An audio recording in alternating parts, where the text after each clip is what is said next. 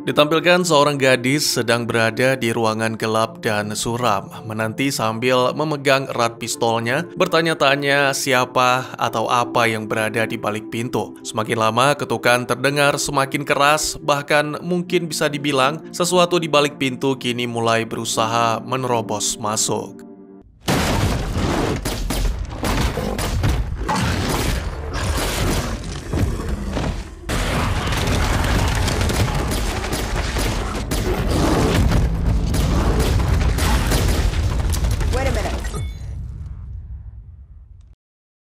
Ya, apa yang sebenarnya terjadi? Selamat datang dan selamat berjumpa kembali bersama saya Teguh Gusto. Bagaimanapun kabar dan dimanapun kalian berada, semoga teman-teman sekeluarga sehat-sehat saja dan dimudahkan rezekinya. Seperti biasa, saya akan bercerita tentang sebuah film yang mana kali ini berjudul Latency. Film ini dirilis pada tahun 2024, disutradarai oleh James Crook, serta karakter-karakternya diperankan oleh para bintang film. Tentunya tidak perlu ditanyakan karena kalian cukup menggunakan mesin pencarian. Baik daripada kelamaan, segera kopinya disiapkan dan mari cerita kita lanjutkan.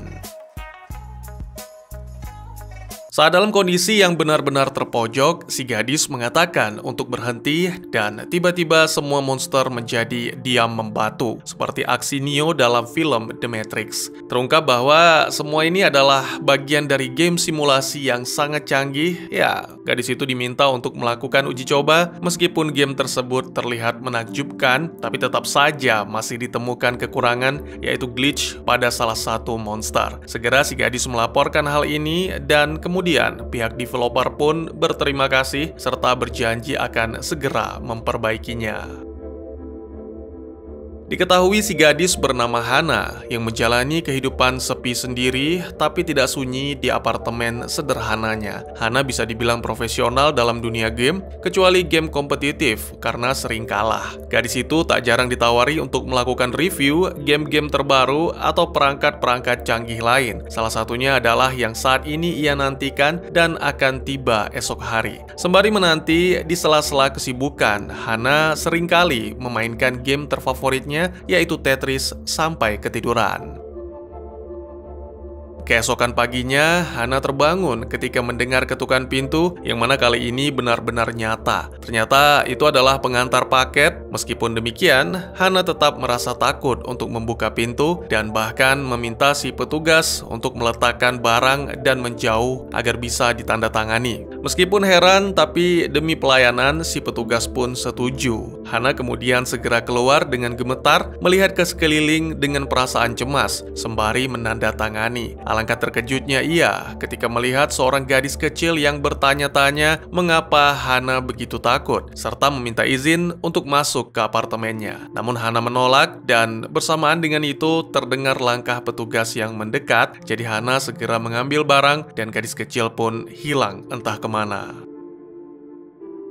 Setelah menutup pintu serta mengunci dengan beberapa pengaman layaknya bunker, segera ketakutan Hana lenyap berganti dengan kegembiraan akan paket yang baru ia terima. Gadis itu membagikan kabar gembira ini kepada seseorang karena mereka telah lama menantikan kedatangan paket tersebut. Setelah melakukan beberapa gerakan untuk membakar lemak, Hana kedatangan tamu, seorang gadis bernama Jen. Diketahui bahwa Jen ini juga pencinta game. Keduanya sangat antusias melakukan unboxing, lalu menemukan sebuah perangkat kecil di dalamnya dengan logo perusahaan bernama Omnia. Jen bingung mengapa perusahaan tidak menyertakan buku panduan di dalam paket. Namun tiba-tiba saja Hana tidak sengaja menekan tombol sehingga perangkat itu segera terhubung ke PC dan memunculkan halaman muka untuk login.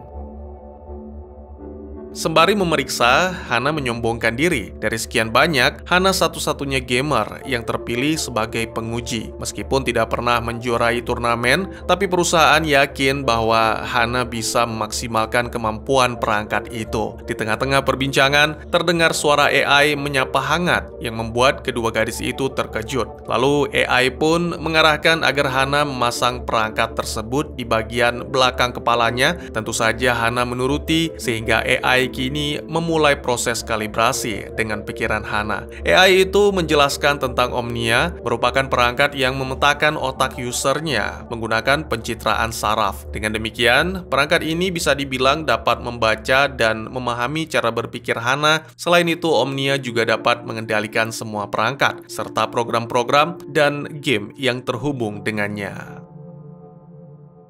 Setelah proses kalibrasi awal selesai, AI menjelaskan bahwa Omnia hanya akan berfungsi untuk satu orang saja, yang mana artinya perangkat tersebut tidak akan bisa digunakan oleh orang lain. Ya, Hana pun segera memamerkan kecanggihannya dengan mengetik tanpa keyboard, tapi menggunakan pikiran. Beberapa waktu kemudian, Jen pun mohon pamit undur diri dan berjanji akan kembali esok hari, yang kebetulan adalah hari liburnya. Sementara Hana masih terus-terusan di depan monitor melanjutkan tahap selanjutnya dari proses kalibrasi. Namun, tiba-tiba saja AI melaporkan beberapa kegagalan sehingga menyarankan Hana untuk beristirahat.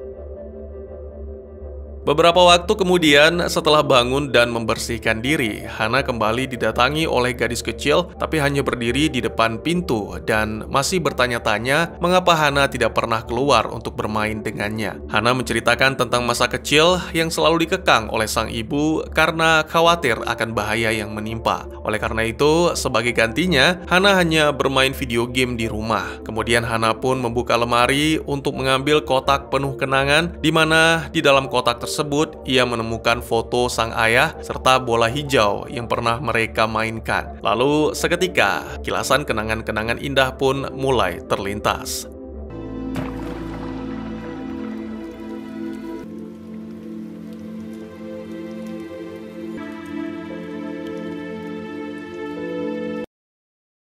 Saat Jen datang, Hana mengajaknya bermain lempar bola untuk bernostalgia, meskipun Jen menganggapnya konyol karena seharusnya mereka bermain di lapangan. Kemudian, Hana beralih ke perangkat canggihnya, memamerkan kemampuan Omnia dalam mengakses perangkat lain, yang mana kali ini adalah ponsel Jen, lalu memilih lagu favorit untuk mengiringi kegiatan bersenang-senang mereka.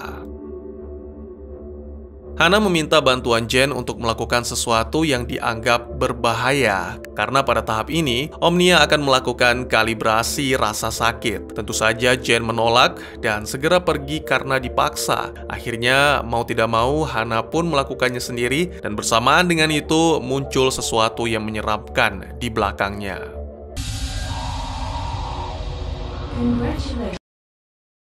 Tiba-tiba saja AI melaporkan bahwa proses kalibrasi telah selesai. Meski bingung, tapi Hana merasa lega. Hana pun mencoba menerapkan Omnia ke dalam game FPS, di mana ia bisa mengendalikan tanpa keyboard dan mouse. Dan tentu saja, hasilnya sempurna karena semua dilakukan dengan pikiran.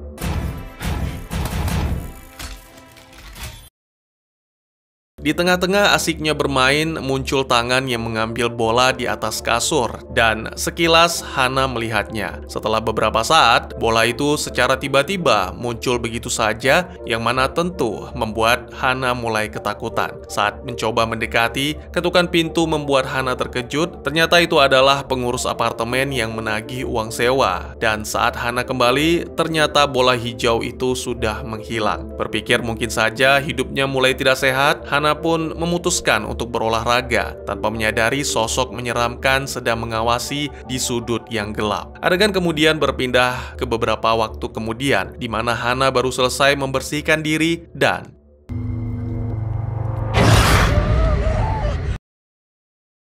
ya, ternyata itu hanyalah mimpi. Setelah terbangun, Hana melihat ke ruangan utama. Gadis itu menemukan komputernya menyala, serta menemukan bola hijau yang sebelumnya hilang. Setelah menghubungi Jen untuk meminta maaf, lalu meminta sahabatnya itu datang, Hana kemudian bermain-main dengan proyeksi pikirannya, menghilangkan, lalu memunculkan kembali bola hijau, bahkan mengubahnya menjadi seekor burung, yang mana membuat dirinya semakin takjub akan kemampuan Omnia. Jen lagi-lagi berkunjung berkunjung, kali ini Hana hanya mengungkapkan tentang rencana meningkatkan komputer untuk mengikuti beberapa kompetisi game bergengsi dengan hadiah yang cukup lumayan. Lagi pula, selain itu Hana juga telah menunggak sewa selama beberapa bulan dan akan diusir jika dalam beberapa minggu tidak melunasi. Mengenai kecurangan, Hana yakin bahwa tidak ada yang mengetahui tentang Omnia, jadi tentunya belum ada peraturan yang melarang hal itu. Adegan pun maju lebih cepat ke beberapa hari kemudian, di mana turnamen telah dimulai dan dengan cepat Hana menunjukkan kebolehannya dalam menggunakan Omnia. Di permainan apapun, kemenangan demi kemenangan dapat diraih dengan mudah, sehingga peringkat Hana terus naik sampai masuk 10 besar. Dua sahabat bersenang-senang menikmati kemenangan sampai akhirnya.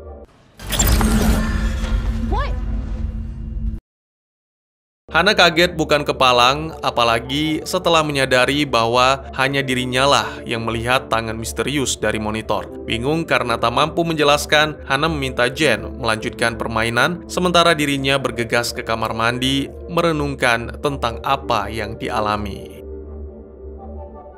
Untungnya, meskipun tidak menang, tapi Jen berhasil membuat mereka melaju ke babak selanjutnya. Saat tidur, keanehan-keanehan mulai terjadi, lalu keesokan harinya ketika Jen bersiap untuk berangkat kerja, seperti biasa, Hana mengantar Jen ke depan pintu, lalu bersembunyi sampai Jen benar-benar pergi. Namun tiba-tiba saja ada yang datang dan membuat Hana ketakutan, sampai akhirnya mendengar suara gadis kecil, menanyakan tentang game yang sedang dimainkan Hana. Merasa kasihan, Hana pun berniat untuk meminjamkan Game Boy kesayangan. Namun ketika kembali, Hana melihat pintu unit apartemennya telah terbuka. Ini sungguh tidak mungkin terjadi, karena pintu Hana memiliki banyak kunci, bahkan salah satunya harus dibuka dengan menggunakan kata sandi. Hana pun mengumpulkan segenap keberanian untuk memeriksa, melihat-lihat sekitar koridor untuk menemukan si gadis kecil. Namun, tiba-tiba saja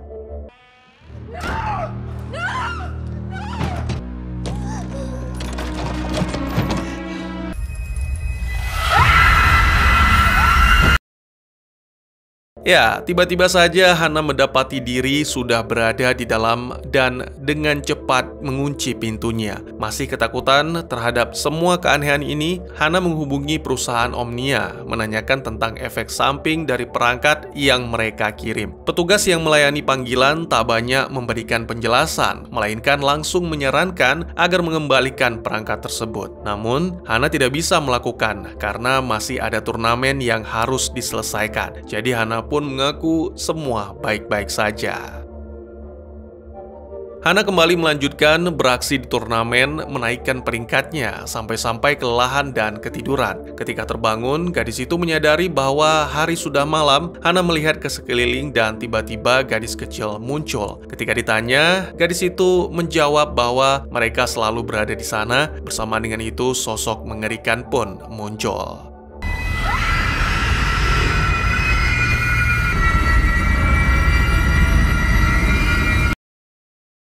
Ketika terbangun kembali, ternyata hari sudah pagi dan Hana percaya bahwa semua itu hanya mimpi buruk. Selanjutnya, ditemani Jen, Hana kembali melanjutkan permainannya dalam turnamen. Tidak jelas apakah ini kenyataan ataukah hanya halusinasi, karena tak lama kemudian Hana hanya seorang diri di depan monitor dan akhirnya memenangkan kejuaraan. Tentu saja, Hana merasa bahagia dan berharap Jen ada di sana untuk merayakan bersama. Namun setelah memeriksa, ternyata Jen tidak ada. Waktu pun berlalu dan Hana terus bermain tanpa jeda bersama sosok mengerikan yang sepertinya telah menguasainya.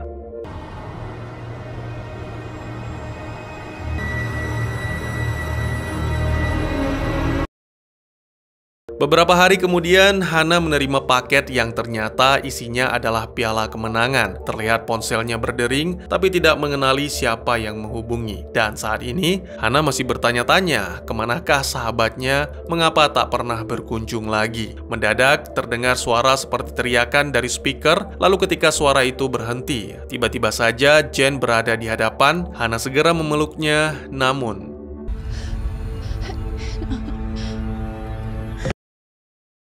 Hana pun bergegas meraih ponsel untuk meminta pertolongan. Namun ketika berbalik, Jen telah menghilang. Semua kegilaan itu membuat kesabaran Hana habis, sehingga memutuskan untuk melepaskan perangkat Omnia, karena berpikir perangkat itulah penyebab utama. Tetapi alangkah terkejutnya Hana, setiap kali melepaskan, perangkat itu muncul kembali dalam kondisi terpasang di kepala.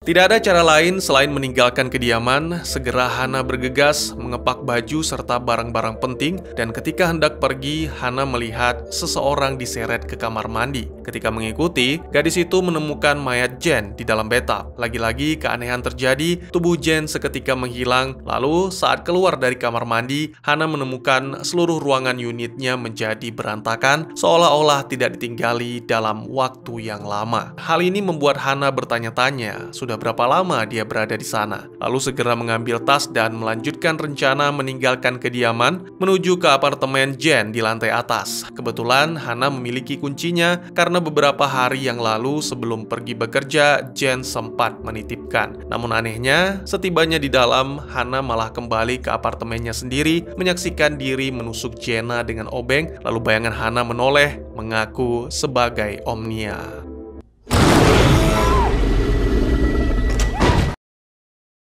Setelah berlari dalam kepanikan, Hana pun tiba di rooftop, dan setelah sekian lama, akhirnya gadis itu merasakan kembali bagaimana suasana di luar. Namun belum puas menikmati, para monster pun tiba dan siap menerkam.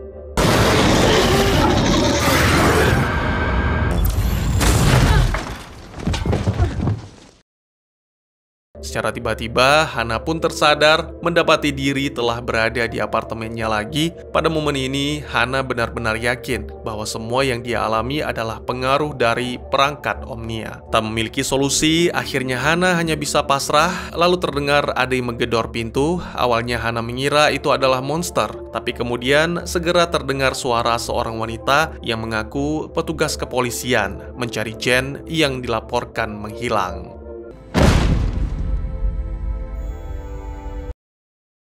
Karena tak mendapat respon, para petugas pun mendobrak masuk. Terlihat Hana sedang memainkan Game Boy kesayangan, sama halnya dengan gadis kecil yang ternyata hanya ilusi. Para petugas segera melakukan penggeledahan, sampai akhirnya menemukan mayat Jen di kamar mandi. Film pun ditutup dengan menampilkan Hana yang diamankan, namun ketika diseret keluar, gadis itu menolak dan melakukan perlawanan sampai akhirnya.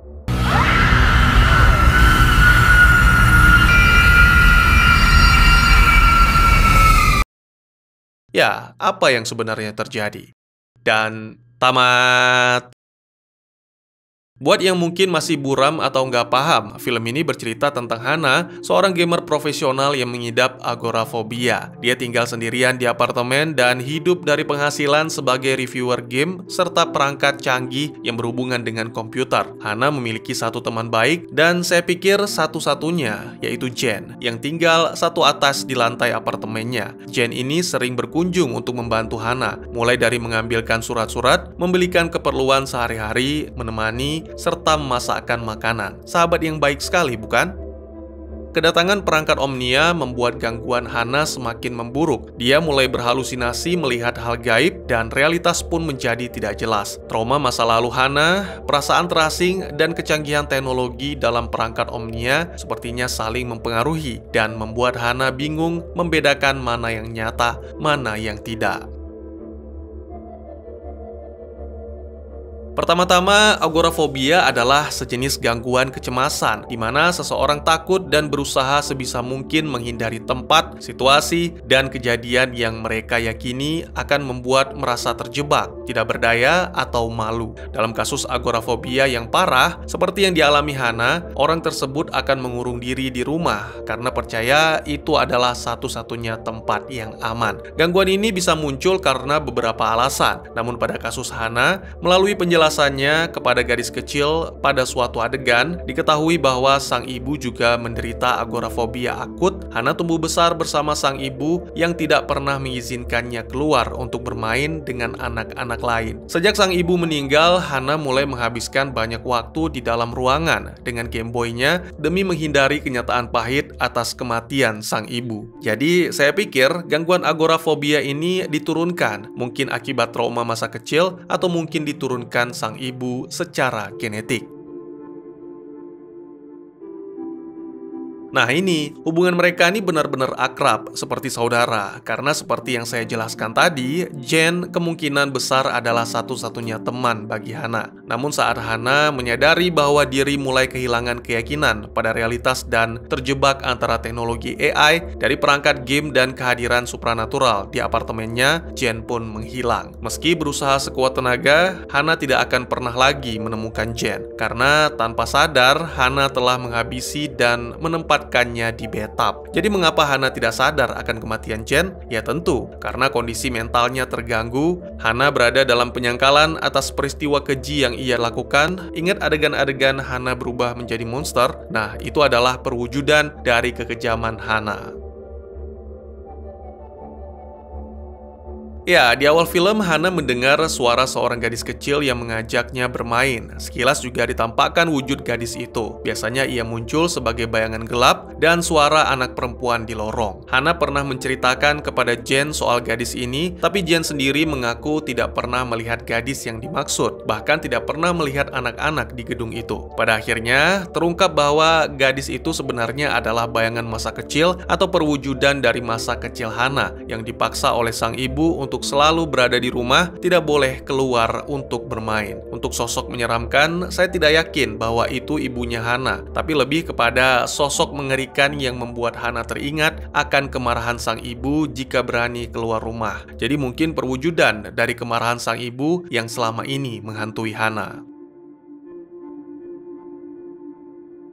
Ya, Hana pada akhirnya keluar menuju ke apartemen Jen, tapi ternyata itu hanyalah mimpi. Ketika terbangun, Hana masih di ruangan PC-nya dengan hidung yang berdarah dan merasa yakin tidak bisa kabur kemana-mana. Hana kemungkinan menghabisi Jen ketika terakhir kali berkunjung, yaitu setelah adegan pergi bekerja, dan Hana didatangi kembali oleh gadis kecil. Pada momen ini, terlihat Hana lebih fokus dari biasanya, bahkan mengabaikan Jen. Tapi ada bermacam-macam kilasan dalam pikiran, dan salah satunya menampilkan Hana memegang obeng.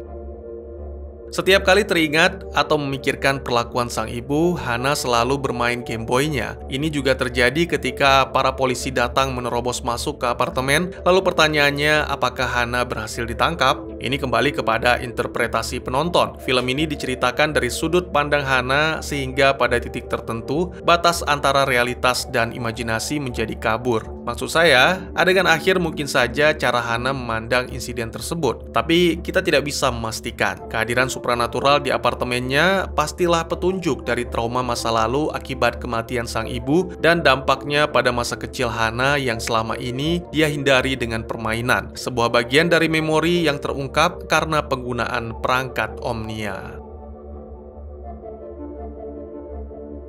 Saya harap ada, tapi melihat review dari para kritikus sepertinya sulit. Meskipun memiliki beberapa nilai positif, film ini tidak mampu menutupi jalan cerita yang agak hambar dan kurang berkembang. Teknologi yang menjadi pemicu utama plot film ini justru menjadi kelemahan terbesarnya. Terlalu banyak pertanyaan yang menggantung tanpa jawaban saat cerita berakhir, beda halnya dengan film bergenre horor lain. Beberapa di antaranya mungkin akan memberikan sedikit gambaran tentang pembuatan perangkat tersebut, tujuannya atau setidaknya menampilkan konsekuensi bencana berskala global. Namun dalam film ini, hal-hal tersebut sama sekali tidak dijelaskan, bahkan tidak disinggung sedikit pun. Selain itu, film ini juga kurang mampu menghadirkan pertanyaan tematis yang menarik tentang hubungan manusia dengan teknologi atau pengungkapan besar apapun untuk Hana yang bisa memberikannya pengembangan karakter. Meskipun ketergantungan yang semakin besar pada teknologi memberi banyak kesempatan bagi Hana untuk keluar dari dunianya dan lebih menerima dunia luar, naskah tampaknya puas hanya memberikan sensasi mempertanyakan realitas daripada menawarkan sesuatu yang berarti untuk membuat penonton terus berpikir setelah film berakhir atau selama film berlangsung. Bagaimana menurut kalian? Mungkin segitu saja teman-teman, terima kasih buat yang sudah menyaksikan. Silahkan memberikan komentar, bertanya, ataupun merequest kira-kira film apa yang menarik untuk dibahas. Bisa lewat kolom komentar, atau buat yang malu-malu bisa via DM ke Instagram saya di @teguhgusto. Insya Allah pasti akan dibaca. Mari kita jadikan kolom komentar sebagai sarana penambah wawasan dan menciptakan jalinan persaudaraan, bukan malah menjadikannya sebagai tempat pembulian sehingga menciptakan permusuhan. Jangan lupa untuk dukung terus channel ini dengan cara share, like, dan subscribe, karena dukungan dari kalian sangat berharga bagi saya demi perkembangan channel ini. Saya Gusto, sampai jumpa di video selanjutnya. Tetap semangat, tetap bersyukur setiap hari. Dadah!